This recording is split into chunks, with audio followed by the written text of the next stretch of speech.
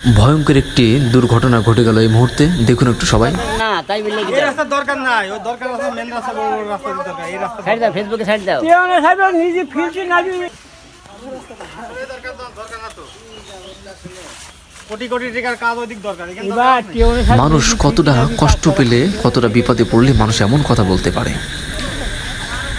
একটুর জন্য হয়তো বা এই বিপদের কারণে একটা প্রাণ চলে যেত।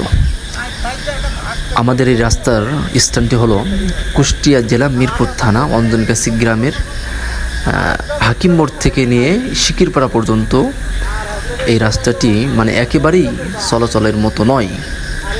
তো আমি ওই সমস্ত সরকারি কর্মকর্তা ভাইদেরকে একটু বলতে চাই, আপনারা যেন আমাদের এই রাস্তাটি একটু চলাচলের মতো করে দেন।